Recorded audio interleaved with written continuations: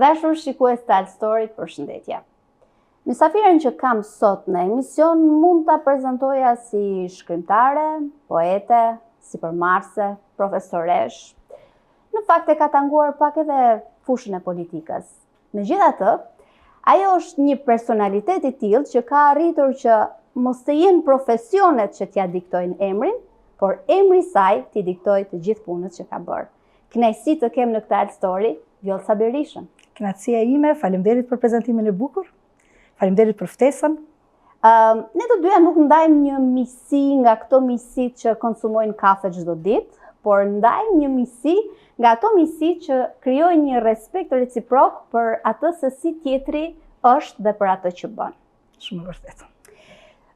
Sot në shoqëri, ajo që vihet më shumë të re është se përgjithsisht gratë e standardizojnë veten në kontekst standardeve shoqërore. Tek ju, ndaq tek ti po të drejtohem. Të lutem, patjetër. Ajo që më ka bërë t'ju admiroj gjithmonë ka qenë se ju keni standardet tuaja, rregullat tuaja dhe me standardet tuaja i imponoheni me shumë finesë shoqërisë me standardet e saj.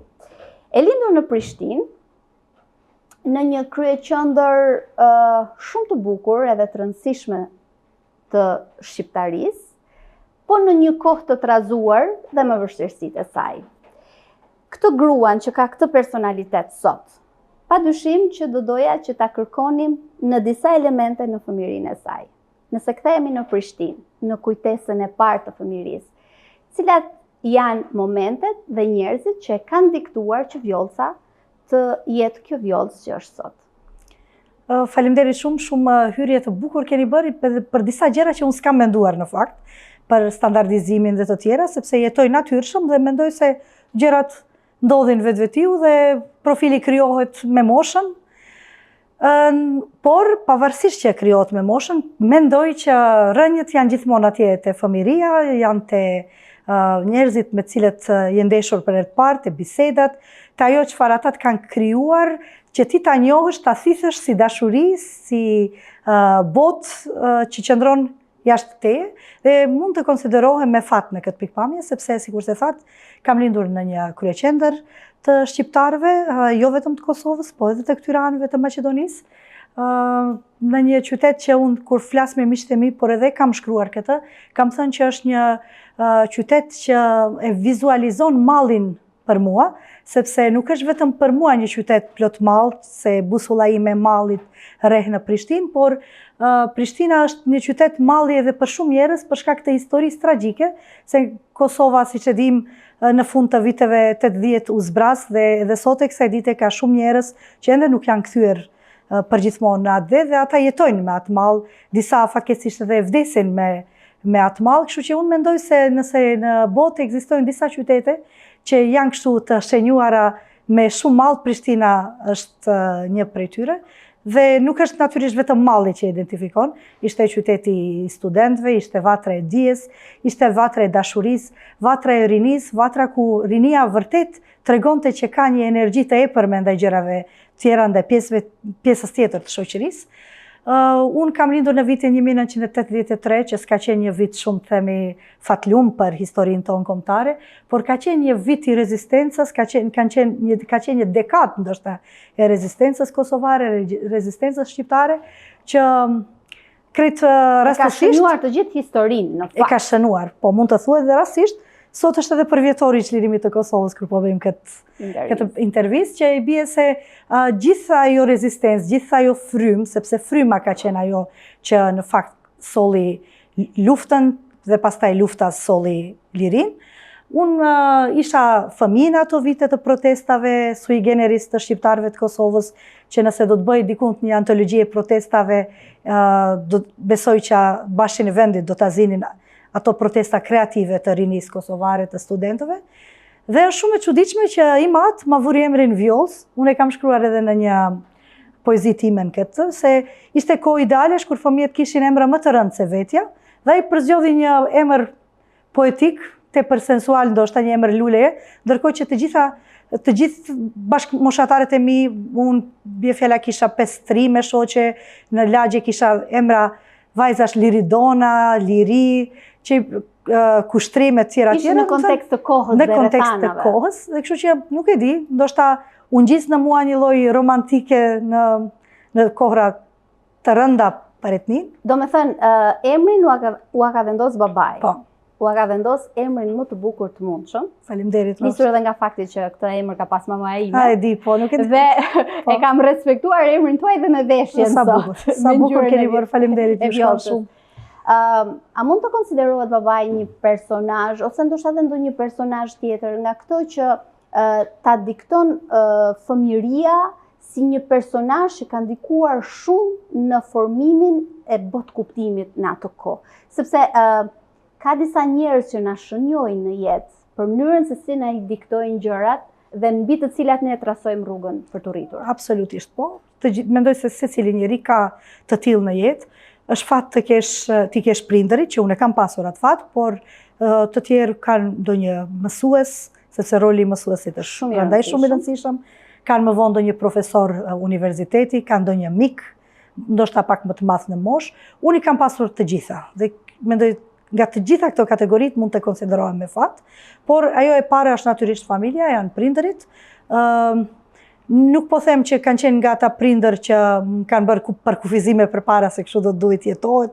Këto janë rregullat, nuk kanë qenë me rregulla shumë të certa, por kanë ditur të më mësojnë të jetojnë natyrshëm dhe ta mbjellin dashurinë. Dhe unë mendoj që çelësi i një lumturie të fëmijëve, po dhe të asaj se çfarë nesër do të jetë një fëmijë është të dish ta bësh fëmijën tënd të notojë në detin e dashurisë dhe jo të kërkoj pellgje të rreshme të tjera që mund ta ndoshta ta cënojnë karakterin e tij nesër, mund ta bëjnë shpirt më të vogël, mund ta ndrydhin bujarinë, sepse secili njeri besoj që lind me një kapacitet të caktuar bujarie dhe pastaj jeta është ajo që i jep hof bujarisë, fisnikërisë ose e shterr.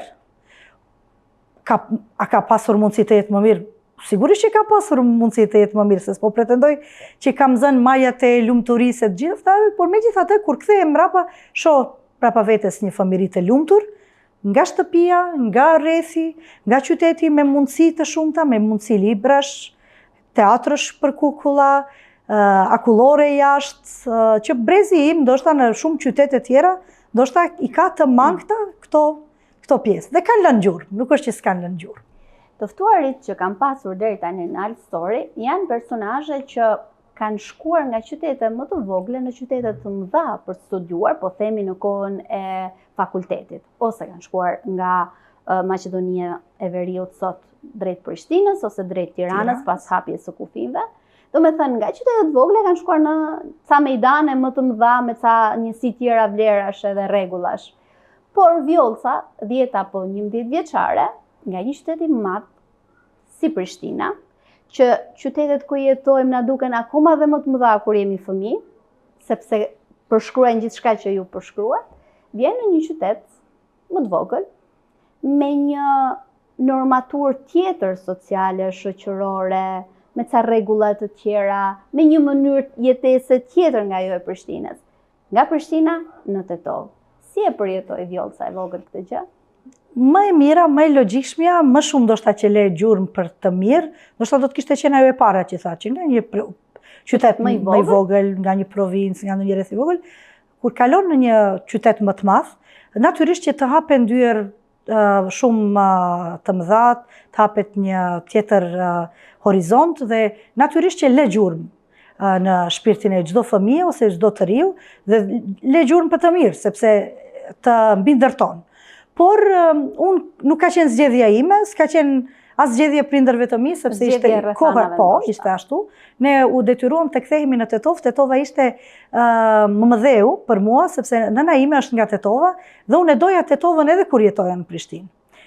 Tepër, sepse kisha një gjyshe, edhe sot Tetovën e shoh si një qytet, sepse edhe shpesh dëgjoj edhe e kritikojnë, por unë Tetovën sot e personifikoj si me një gjyshe. Do të thënë për mua dhe një mik ma ka thënë në fakt, nga Tirana, një librar, një botues, më ka thënë që Tetova është si ato gjyshet e ëmbla, që ke dëshirë her pas here të kthesh në prehrin e saj. Unë kur kam ardhur në fillim nuk kam qenë natyrisht e kënaqur, sepse kam qenë atë moshën kur kisha më një rreth të vogël, shkolle, shoqesh në Prishtinë dhe kam përjetuar keq. më shumë se një vit kam qarë për të kthyer. Dhe pastaj më njëherë pas çlirimit të Kosovës e kam ndjerë në veten time atë frikën se mos po marrin ndonjë vendim prindërit që po kthehemi në shtëpinë tonë të Prishtinës, sepse atëherë më isha Shikoj se këtë pyetje po ta bën një vajzë që ka ardhur nga Tirana në Tetova. E kuptoj dhe mendoj që shumë mund të kuptojnë këtë po. Edhe më shumë, sepse edhe mosha ka qenë me siguri më e madhe për ju, ka qenë edhe më ndryshe. Por nuk është që e kam përjetuar mirë, për shkak se duhet të ndryshonte i gjithë rrethi, mënyra e jetesës. Por a e doja, Tetovën e doja, sepse unë kisha qenë një fëmijë deri atëherë që në çdo ardhje shumë të shpeshtë nga Prishtina në Tetovë, unë isha më e lumtur në botë dhe më fatkeqja kur kthehesha në shtëpi. Nuk flisja me asnjëri, do të thonë ishte një dashuri, ndoshta ajo dashuri edhe më tërhoqi. Në këto zhvendosje të rëndësishme në jetë, mendoj që marrim gjithmonë një objekt me vete. Mban mend Vjollca se çfarë ka marrë një gjë nga Prishtina kur ka ardhur në Tetovë, ndoshta një libër, ndoshta një gjë që e personifikon atë zhvendosje. Po, i kam marrë gjërat e rëndësishme të familjes, i kam marrë. Për shembull, kam marrë kukullat e mia të dashura, kam marrë fletoren e shënimeve të mia të tërshme, vjershat me 2-3 strofa që i bëja aso kohe, një roman qesharak tani nga kjo perspektivë që sapo e kisha filluar në një fletore kështu me kafsh, atë e mora që i çmenda njerëzit duke ua lexuar se po shkruaj një roman. Pastaj këto janë ato gjërat për cilëve edhe sot nuk shkëputem, do të thënë jo konkretisht ato objekte, po jam shumë e lidhur me objektet, me gjërat. Bile ndonjëherë edhe me disa gjëra që për dikë mund të tingëlloj kështu triviale, po unë jam e lidhur, po. Vendet ku lindim, familja, kujtimet, qytetet, janë të gjitha që na shënjojnë nga pak dhe si duket se cila gjë mbi ndërtohet në atë çka ne bëhemi në jetë. Unë e bëra prezantimin e kësaj interviste me ju si një grua që mund t'ju prezantoja në disa profile profesionesh. Shpirtërisht jeni tek poezia, tek letërsia, tek këto gjërat e bukura që e zhvendosin shpirtin dhe mendjen në hapësira të tjera që jo të gjithë mund të zhvendosen. Por në të njëjtën kohë keni zgjedhur të bëni dhe gjëra që janë duhet ratio më shumë se sa emocioni, që është sipërmarrja, politika, në këtë shumëllojshmëri profesionesh. Nuk po them cilin profesion e doni më shumë, sepse më duket se kjo është gjëja më e gabuar që mund t'i pyesësh. Nuk di të përgjigjem për atë. Sepse secila mund të marrë prioritet në një moment të caktuar. Megjithatë, në këtë lloj kombinimi, cili është jo ai profesion, po cili është ai moment që ju relakson edhe shpirtërisht dhe ju bën të ndjeni që jam në një moment të mirë këtu. Kë do ma zgjidhnit? Unë jam njeriu i letërsisë, me thënë nuk diskutohet. Unë kam qenë shumë e vogël kur jam përcaktuar që do të merrem me letërsi dhe natyrisht që atë hovin më të madh të ndjenjave më jep letërsia. Por nuk mendoj shumë për këto gjëra, por kështu kur më bëhen pyetje direkte në këtë moment, tani duke folur dhe po mendoj, përpiqem ta vlerësoj. Nuk bëj asgjë në jetë që nuk lidhem shpirtërisht.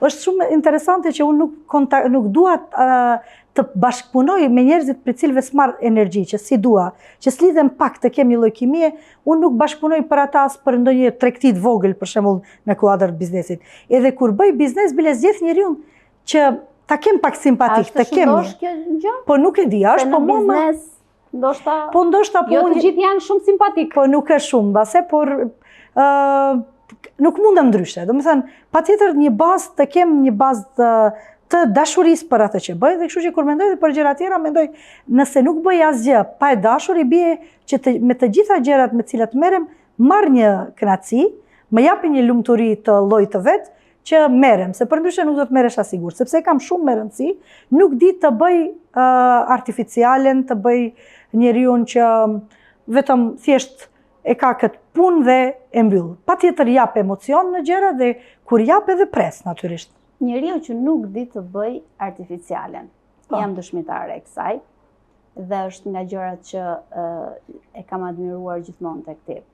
Në këtë realitet shoqëror ku të qenurit falso do ta thosha deri diku, duket sikur është një standard i përgjithshëm. Dukesh për të qenë i pranuar tek të tjerë, duhet të jesh ashtu si të tjerë duan që ti të jesh, dhe jo ashtu siç ti mund ta përjetosh veten tënde.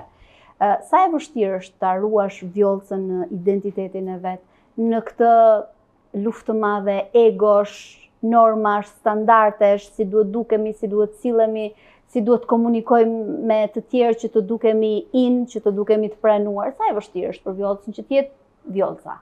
Mendoj që është për gjithë e vështirë dhe kam përshtypjen që është shumë e shëmtuar kjo që po ndodh dhe pajtohem se është ashtu. Të shtirurit është bërë mënyrë jetese, gjithkush shtiret, gjithkush i vendos disa standarde ose i shet diku dhe përpiqet të imitoj, e shumë fishon vetveten dhunshëm. Nuk e kam provuar kur ta bëj një gjë të tillë dhe nuk di, bile më duket vetja qesharake, nëse pak tentoj.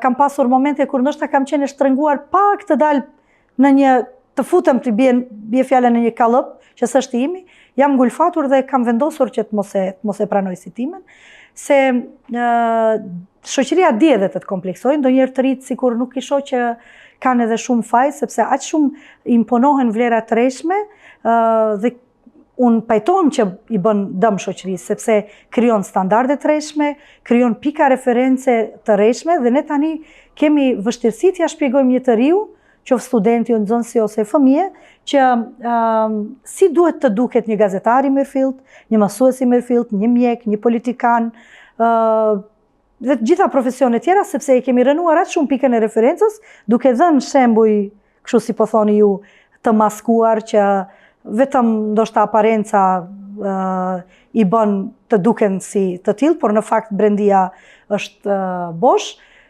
Kjo ka krijuar, jo vetëm që mua më krijon vështirësi të lëviz në një shoqëri të tillë. Ndjen të vështirësi realisht? Ndjen, natyrisht. Edhe në këtë status që je sot? Absolutisht po, sepse megjithatë ballafaqohesh me një botë që edhe pse të merr që deri diku ja ke dal, që ti imponohesh me vlerat e tua. Po prapse dikun has ndonjë nënqeshje që pse nuk është si të tjerët. Me fjala para shumë vitesh, këtë se kam thënë dikun tjetër, por e kam menduar, para shumë vitesh kur bëja disa prezantime kështu fjalime politike, përpiqesha t'i bëj shumë kështu të ftohta, sepse në fillim entuziazmi, bagazhi i leximit, të gjitha mi jepnin t'i kem origjinale. Po më pastaj duke parë si flasin të gjithë, fillova të ndryshoj dhe mendoja sikur patjetër duhet një njeri që mba një fjalin politik ti përdor ato fjalë. Ndoshta nënvetdia i merr. Ti përshtatet. Dhe më vonë kur reflektova thash po s'do të thotë të gjithë të dukemi se po gjuajmë me gur prej foltorës. Foltoria nuk është një vend prej ku do të gjuash me gur, po ideja është të jesh edhe aty kreativ, të jesh vetvetja aty, nuk është patjetër që kur të flas dikun Jona dhe Vjollca të jenë si dy pika ujë, edhe fjalimet e tyre dhe gjestet, edhe e luftova dhe mendoj se ja kam dalë ta luftoj, por kam pasur disa vite, sidomos me njëherë pas studimeve, kur nuk e zia do të hapin, sepse ishte ky ballafaqimi i uniformitetit që na e plason shoqëria dhe shtysa instinktive jote e brendshmja që ti jesh vetvetja, sepse konsideron që ke brenda vetes një pus të thellë që t'jep impulse tjera, t'jep impulse sipas sepse ne jemi ajo çfarë kemi lexuar, ajo çfarë kemi bërë dhe ajo çfarë kemi përjetuar. Njeriu është shuma e kulturës së vet, gjërave që ka jetuar dhe përderisa dy njerëz nuk mund ta kenë jetën e njëjtë, nuk mund ta kenë edhe paraqitjen e njëjtë, se trajektoria e jetës nuk është e njëjtë për njerëz. Vetëm në shoqëritë false, mendoj se janë këto lloj konstatime që po i bëni ju me të drejtë. Besoj se është shumë e vështirë të jesh dikush tjetër brenda vetes tënde. Duhet të jetë një luftë e përditshme që të shfaqesh dikushi që nuk je. Unë mendoj se nuk je fare. Unë mendoj se je një kostum i varur në një varse vetëm. Nuk ke brenda asgjë, sepse njeriu s'mund ta luajë vetveten për ditë. Mund ta luash vetveten një herë për shembull, po për ditë s'ka mundsi. Më vjen shumë keq që shumë të rinj në shumë profesione janë vetëm kështu një sako në një varse, dhe aq. Dhe kjo është e keqja, po mendoj se do të ndryshoj. Një sako në një varse, shumë e bukur. Po, pa mish brenda. Për te profesioneve, mendoj që në shumë punë, shumë njerëz janë një sako në një varse. Që i varë dikush diku, për të dukur ashtu si që i kanë lënë. E përmendët foltoren. E ke provuar dhe foltoren e politikës. Po. Politika di shpesh herë të bëj një sako në një varse. që ti të dukesh si shumatori e tjerëve. Deri ku ka arritur Vjollca të ruaj Vjollcën edhe në politikë, edhe në foltore, për të mos qenë një sako, në një varse, po një sako e veshur në trupin e saj? Shumë komod nuk ndjem gjithmonë, por dhe nuk mund të them që jam shumë me gjemba, sepse dita bëj luftën time, po politika fatkeqësisht te ne t'i rrezon puplat. Dhe unë ndjej të vetja ime, që e them me shaka me miket e mia, them kam qenë një pallua, tash ndjej vetëm një pul, se t'i rrezon puplat politika, sepse je shumë i prekshëm në politikë, je shumë në një skenë ku të shohin të gjithë, dhe jo të gjithë të ledhatojnë, ka shumë që të godasin dhe të pështynë.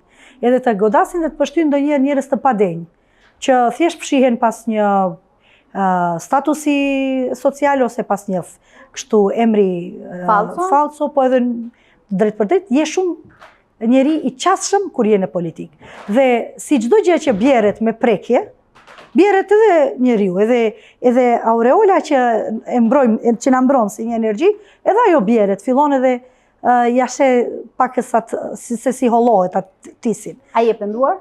Jo. Sepse unë kam vendosur me shumë vetdije që të futem në politikë, sepse unë besoj në forcën e njerëzve që duan të bëjnë të ndryshojnë diçka dhe duhet të ndryshojnë. Sepse nuk mjafton vetëm për disa gjëra të shoqërisë, vetëm të rim dhe të ankohemi, pa provuar kur të japim. Askush s'mund të pretendoj që ja ka dalë dhe ka sjell diçka me shkop magjik, sepse nuk janë gjëra që bëhen me shkop magjik. Por në retrospektiv, se janë bërë shumë vite që merrem, shumë ere jam marrë me politikë, se pastaj ajo mbetet dhe nuk ka mundësi të shqitesh komplet nga ajo, por ka diçka shumë interesante që tani e ndjej dhe nuk më pëlqen. Do të thënë në momentin kur po flasim, skena politike dhe në përgjithësi, politika është duke u dhënë edhe të rinjve si një profesion shumë i keq, i pështirë, me të cilin duhet të merren vetëm gënjeshtarët, mashtruesit, dhe sa më gënjeshtar dhe më mashtrues të jesh, të perceptojnë si njeri të aftë. Kjo është gjë më shumë që më pengon, sepse edhe politika ka skrupujt e vet dhe nuk duhet parë kështu. E kam menduar sidomos kohëve të fundit, kur më nuk ka mundësi askush me asken të bëj një marrëveshje dhe të mos ketë frikë se sa të dalim jashtë e tjetri do të më tradhtoj. Kjo vërtet më pengon, sepse asnjë punë në historinë tonë, që nga rilindja kombëtare ku janë vënë themelet e kombit, edhe në historinë tonë më tre të Kosovës që folim, asnjë punë, asnjë sukses i ynë kombëtar nuk është bërë pa u zënë njerëzit për dore, pa bërë një marrëveshje dhe pa e tradhtuar atë marrëveshje, ndërsa tani po luhet një skenë e keqe që unë shpresoj që të ndikojnë mendje pak më të ndritura, që të ndryshoj kjo, të mos jipet më komplimenti i njeriu të aftë, një njeriu të dështuar. Kam përshtypjen që dredharak. Referuar historisë tonë, s'kemi asnjë marrëveshje të rëndësishme që ta kemi çuar deri në fund.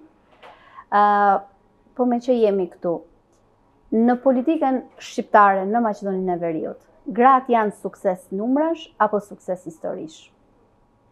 Cila është më shumë për ju? Janë thjesht një sukses se i kemi kaq gra në strukturat udhëheqëse apo në parlament, apo ka gra që janë vërtet sukses që janë aty? Ka që janë, nuk e diskutoj që janë, sepse unë besoj në forcën e gruas gjithmonë, por unë e di që ende nuk kemi dalë nga ajo dëshira për ta përfaqësuar gruan vetëm sa për ta përfaqësuar, nga ajo që quhet diskriminim pozitiv, do të thënë vetëm të jetë dikun sepse ashtu e kërkon ligji ose ashtu do të dukemi më mirë, jo sepse besojnë në fuqinë e grave.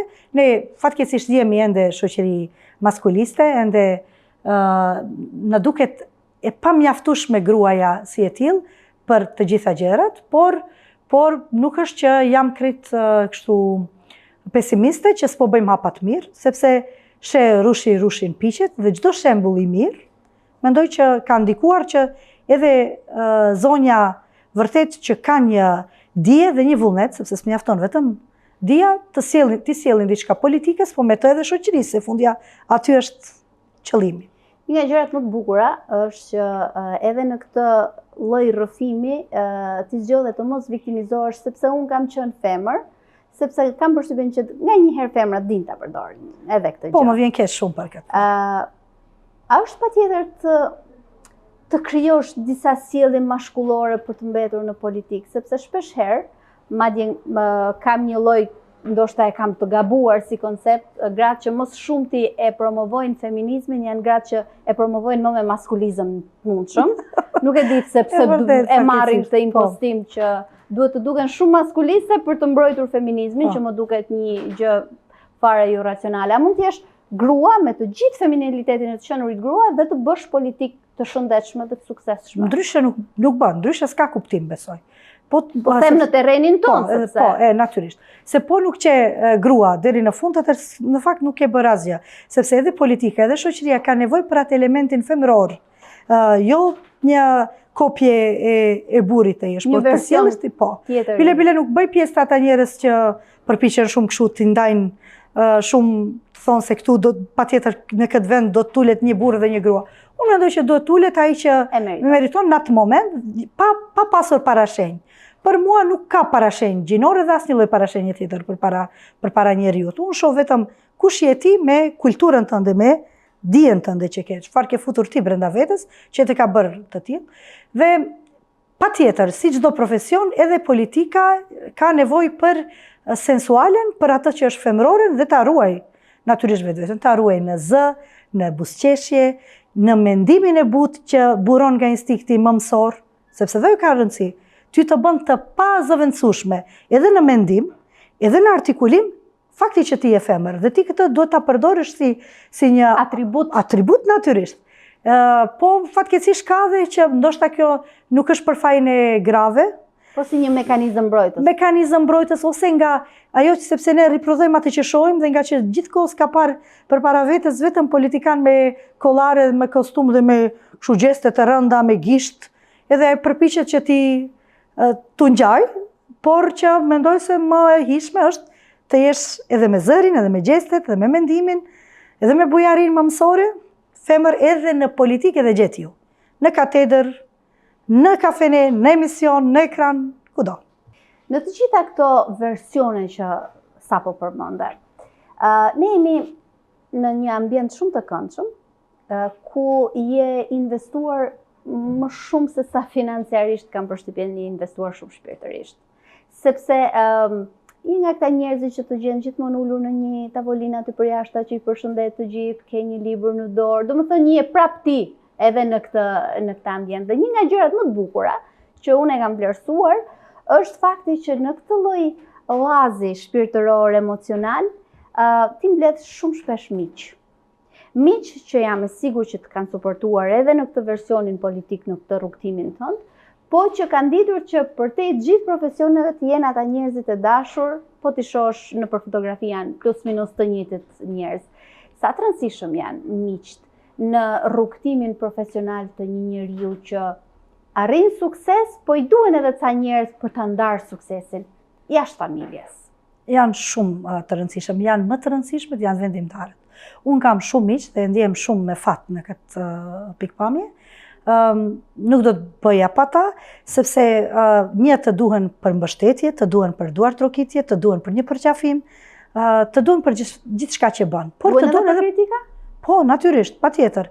Bile ndoshta më shumë, po aty më pak gjenden të tillë, sepse fatkeqësisht u ikim vërejtjeve ne si shoqëri, por megjithatë unë edhe në këtë pikpamje kam fat sepse i kam miq që ta thon troç. Ta thon në sy atë që mendoj se mund ta kishe bërë më mirë. Se mendon që e kemi problem ta pranojmë kritikën edhe nga një mik, që jemi të sigurt që po na e thot për të mirë? Nuk e di. Pse e refuzojmë me të parën atë? Nuk e di çfarë kompleksi është. Ky është një kompleks. Nuk e di, a jemi të stërmbushur me vërejtje që vijnë nga smira? Jemi të stërmbushur me vërejtje që burojnë nga ajo që thamë që parë, që ti je shmangur nga uniformiteti dhe tjetri s'të pranon si të jashtëm. Ndoshta kjo mund të jetë ky zemrim ndaj një kritike, ndaj një qëllimi mirë, mund të jetë besoj pak një lloj mekanizmi mbrojtës. A jemi pak agresiv edhe si shoqëri? Jemi, në këtë pikpamje mund të refuzues edhe ndaj kritikave dhe ndaj çdo gjëje që nuk na arrin. Në këtë pikpamje jemi, po them, ndoshta buron më nga ajo se nuk jemi thellësisht vetvetja. Por, po them, ndoshta nga që sillem në rrethe artistike, me njerëz që lexojnë, me njerëz që kanë një botë tjetër, më të thellë, e kemi brenda shoqërisë edhe këtë. Bile në rrethin e miqve të mi, mu këtu në Shendever, ku po flasim, jemi takuar me qindra herë për të zgjedhur titujt e librave të njëri tjetrit, dizajnet, jemi tallur me propozimet që i ka dhënë autori për titullin e librit të vet ose për ndonjë projekt pak më të madh. Domethënë, kemi ditur t'i themi njëri tjetrit atë që nuk na pëlqen, por me mas, nuk po them që jemi ndonjë përjashtim absolut brenda shoqërisë sonë, po megjithatë nuk kemi edhe krejt keq. Ti kontribosh një miku ose një mike, qoftë edhe në zgjedhjen e një titulli të librit që për të është shumë i rëndësishëm, do të thotë ti kontribosh edhe në suksesin që ai do ketë. Absolutisht. Në këtë refuzim që kemi në mënyrë të vazhdueshme ndaj suksesit të tjetrit, a kemi problem se nuk e pranojmë suksesin e tjetrit, apo kemi problem se nuk e pranojmë dështimin tonë? Flas si raport njerëzor. Nuk di të përgjigjem me këtë, sepse mendoj ndoshta kërkon ndonjë analizë më psikologjike, po prap mendoj që ka të bëjë me vetbesimin. Në qoftë se nuk je në gjendje ta kuptosh tjetrin, ta pranosh si till, ke probleme me vetbesimin, ose ke ndonjë ego tepër që s'mund ta tejkalosh, mendon që gjithçka duhet të jetë ashtu si e shet ti nga perspektiva jote. Domethënë duhet ta kuptojmë që është marrëzi e sojt vet, që ne të mendojmë që të gjitha gjërat duhet të jenë ashtu si e shohim ne, ose të gjitha gjërat i masim sipas aftësisë sonë. Bie fjala, ta thjeshtoj, në qoftë se unë nuk e pranoj që Jona, një punë që unë e bëj për 3 ditë, Jona mund ta bëj për 3 orë, unë jam njeriu i dështuar. Kam destinuar veten drejt dështimit, për shkak se unë nuk e pranoj që njerëzit janë nuk e programuar ndryshe. Natyrisht, larështin njerëzve nuk e pranoj. Dhe kjo pastaj të krijon smir, të krijon xhelozi, ndërkohë që ti nëse kupton që secili është brenda aftësive të veta dhe brenda përqendrimit ku e ka dhënë më shumë, ku e ka kanalizuar energjinë e vet, atëherë mendoj që je më larg smirës, je më larg energjisë negative, më larg dëshirës për t'ia thënë tjetrit një diçka vetëm sa për t'ia ulur vetbesimin. Në fakt, ndoshta e kemi ne pak edhe të tepruar komentin që e bëjmë për tjetrin. Nuk është shumë, për mendimin tim, nuk është shumë e kulturuar edhe të flasësh edhe shumë edhe për pamjen e tjetrit, si cilën herë që je shëndoshur, je dobësuar, ke bërë flokët kështu. Dhe ato gjëra janë gjëra që janë tregues meskiniteti, mendoj. Sepse janë gjëra shumë intime që njerëzit mund t'i bëjnë në rrethe të vogla, sepse me këtë ti vet dorë në përzgjedhjen e dikujt. Dhe mendoj që e trazon botën e dikujt. Por ja që tani kemi krijuar një lloj mode të këtillë që kemi dëshirë të komentojmë gjithçka për. Mbas edhe sensi përgjegjësisë për mënyrën se si shprehemi është totalisht i shpërfillur, sepse në kontekst të kësaj që sapo the, nuk kemi masë se si ja themi tjetrit edhe kritikën, edhe atë gjën që nuk na pëlqen, por në fund të fundit ai kemi patjetër t'ja themi atë gjën që nuk na pëlqen. Po pra. Dhe nuk është domosdoshmëri që mendimi jot marrë vlerë tek tjetri. Sigurisht. Unë parimisht për shembull nisem nga kjo, them, ju lutem mos më jepni mendime që nuk i kërkoj. Po. Sepse duhet të mësohen njerëzit pak që disa gjëra nuk është patjetër ti shprehesh, do të duhet ka njerëz të kapërdihesh. Pikërisht. Çfarë është suksesi në tërësi për Vjollcën? Jo në profesion, suksesi si koncept. Në qoftë se në fund të rrugtimit, ti del dhe në bregun tënd ku ke mbri, sheh që ke grumbulluar më shumë lumturi, momente të mira, se sa gjëra që nuk dëshiron t'i kujtosh, mendoj që je një njeri i lumtur që ke pasur një sukses në jetë, sepse mendoj që edhe suksesi, edhe dështimi, të gjitha janë gjëra të cilat ti i mat me veten tënde. Do të thënë, në raport me veten tënde, ti vetë e di në qoftë se ndjehesh i suksesshëm në raport me ato që ke ëndruar ti bësh. Në qoftë se je komod me ato që ke ëndruar ti bësh dhe mendon që pak a shumë i ke bërë dhe të kanë sjell qetësi shpirtërore, se njerëzit ndoshta gabimisht orientohen drejt ti kenë gjërat. Nuk është ideja ti kesh gjërat. Ideja është çfarë je ti kur i ke ato gjëra. Sa ti ke qetësi, sepse edhe ambicia e tepërt krijon një lloj nervoze të vazhdueshme brenda vetes. Dhe mendoj që jeta është shumë e shkurtër për t'ja vën vetes një barë të këtillë që vazhdimisht të kërkosh diçka, ta mundosh veten sepse unë dua të dukem i suksesshëm sipas kritereve të rrethit. Qetësia shpirtërore është mbi të gjitha dhe qetësia shpirtërore të gjithë njerëzit detyrimisht nuk duhet ta kenë të njëjtë, apo. A është vjollca e suksesshme në këto baza? Unë kam shumë qetësi shpirtërore. Absolutisht shumë. Ndjehem mirë. A kam ëndra? Kam ëndra, si të gjithë njerëzit, por nuk jam nevrike në rendjen pas gjërave që dua. I lë të rjedhin. A ka diçka për cilën je penduar për një po ose jo, të thënë, të rëndësishme? Pendimi mendoj se është një diçka që nuk i takon njerëzve që janë shumë të pjekur. E kam lexuar diku, nuk është imja, thotë nëse je penduar për diçka që e ke bërë minimum 2 vjet më parë, nuk je një njeri i pjekur. Se domethënë ke marrë vendime shumë o burra si të kanë ardhur. Nuk me siguri kam, sepse në jetë më së shumti kemi pengje dhe pasi mbyllet jeta më së shumti mbeten pengje për gjërat që nuk i kemi bërë, por nuk kam diçka që shumë më rrin tani dhe mund të them po mu kujtua një dhe e them ose se them është tjetër punë, por nuk më kujtohet diçka, po patjetër që kam. Se nuk mendoj që ka njeriu për një jetë 40 vjeçare sa kam bërë unë, pas një peng. Nuk ka mundësi, por të menaxhueshme, të shëruara, të tejkaluara besoj. Atë sa s'më bie tash drejt ndërmend them po se jo. Nuk pas ka qenë shumë e rëndësishme, Po me as siguri. me siguri. Përderisa nuk vjen. Nuk jam lodh ndonjëherë për pot dhe jot. Nuk jam lodh. Në auditor është e vështirë të jesh, sepse ti performon me gjithë qenien tënde, me ato që di, me ato që flet, me ato që dukesh, me ato që reflekton, po edhe me ato që këshillon.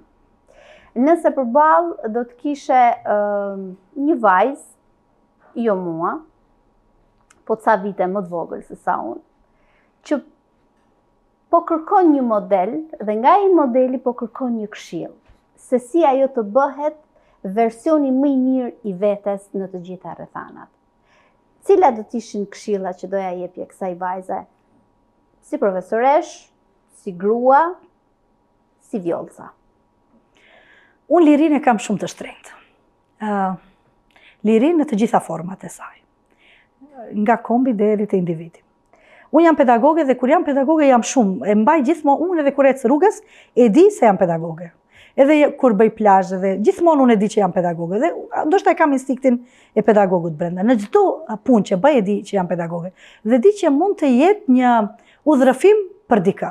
Një sy që i vëzhgon. Po, kështu e mendoj. Model, patjetër. E mendoj kështu, sepse e bëj pedagogjinë me gjithë shpirt dhe në auditor jam gjithnjë jo për ta luajtur profesorin, por jam vërtet për të dhënë një çelës, për të orientuar dikë te leximi, te letërsia, jo për t'ia mësuar dikujt letërsinë, por për t'i dhënë çelësa se si nesër të gjendet brenda botës së letërsisë, sepse s'mund t'ia mësosh askujt se nuk e di edhe për vete, është një det i pakufishëm, por fakti që e nisa për aty që jam pedagoge dhe e mendoj gjithmonë, mundohem të jap shembuj lirie, mundohem t'i tregoj edhe një vajze që po thoni ju, që unë drejt brenda vetes sepse kam atë arketipin mësues, ashtu e identifikoj të zërën, unë drejt e mendova një nxënëse, një studente për para vetes, mendoj që duhet s'di të jap shumë këshilla, kështu me përkufizime, sepse po t'i dija, do t'i mësoja më mirë, do t'a bëja edhe jetën time edhe më cilësore, por do të përpiqesha ta kuptojnë dhe përpiqem në auditor që ta kuptojnë se liria është krejt. Liria që ti ja jep vetes, liria në raport me familjen, në raport me shoqërinë, me profesionin që bën, të mos lejosh që dikush të ta cënoj lirinë as kështu si mendim. Do të thonë mos këtë mendoj se këtu është, sepse në qoftë se ke lirinë, ti pak merresh, kjo është në fakt liria, që ti nuk e varr asnjë veprim, asnjë mendim nuk e vën në raport me tjerët.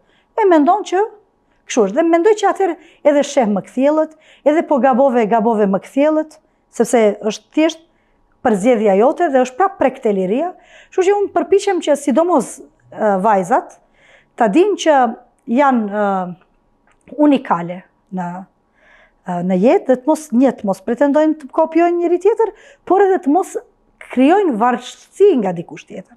Sepse shikoni, unë jam rritur në një brez ku vajzat për dal për auditorit e thrisnin një shoqe, thoshin hajde të dalim se do të shkojmë deri në lavaman t'i lajmë duart, po duhet të dalin bashkë. Më thënë, deri në atë shkallë ishte varësia nga tjetri, por tani çdo gjenerat po bëhet më mirë, dhe sidomos në lokal, se shoh rinin, jam e kënaqur në këtë aspekt. Shoh se si ka ndryshuar shoqëria shqiptare, sidomos në Tetov, çdo vit ndryshon për të mirë, çdo vit vërej vajza shumë më të sigurta në atë që bëjnë. Dhe kjo siguri vjen nga ajo ndjenja e lirisë që ata e kanë përvetësuar. Dhe kjo më gëzon pa mas. Ne jemi një komb i mençur, dhe vajzat tona janë të mençura, janë të bukura, kanë pasur natyrisht me lirin disa shqetësime që vinin nga mbetjet anadollake të mendësive të vjetra, por që tani e shoh që i kanë shpërthyer dhe kjo më pëlqen. A kemi kuptuar drejt në lirin? A kemi sens mase? Se sensi masës është shumë i rëndësishëm. Shumë, kjo është një temë për një emision tjetër, veçantë. Liria që gjakohet shumë, më vështirë është se si kontrollohet. Dhe ne kemi ditur, dhe fatkeqësisht kemi momente, edhe si komp, edhe si shoqëri, edhe si grupe më të vogla, kur nuk kemi ditur ta menaxhojmë këtë termin e ri që po përmend rinia tani, me lirin. Dhe kjo sjell edhe liria për një hershme e madhe, sjell probleme natyrisht, sepse s'din ku ta çosh. Kemi kaluar dhe faza të tilla, po për ta ndoshta dekonstruktuar gjithatë kërkon një emision vetë dhe kërkon ndonjë sociolog, sepse unë s'ja dal dot vetë. Pa merak, përballë ke një sociologe dhe në fund të kësaj bisede dhe në të gjithë këtë rrugtim kaq të bukur temash që ne kemi bërë, ajo që duhet të di është ku do e shohim Vjollcën nesër? Në promovimin e ndonjë libri, në ndonjë sipërmarrje të re, në ndonjë foltore tjetër, në bazë të zhvillimeve politike? Të gjitha janë të mundshme, të gjitha i dua. Nuk kam dalë projekti që mund të aftosh më përpara. Mendoj që libri, me siguri.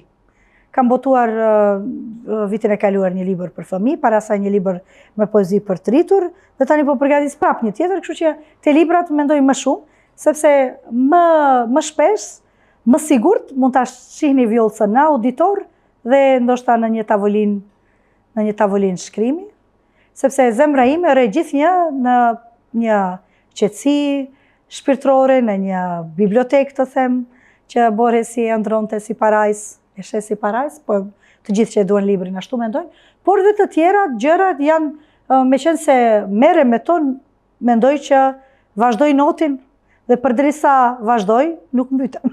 Ndoshta në auditor edhe në një tavolinë me një libër përpara është versioni më i mirë që ju e shikoni veten. Unë jam shumë e lumtur që në këtë Alt Story kisha një grua që në çdo punë që bën është versioni më i mirë dhe modeli më i mirë për t'u dhënë edhe të tjerëve. Unë të falenderoj shumë për këtë intervistë. Faleminderit për këtë emision kaq të bukur, për bisedën.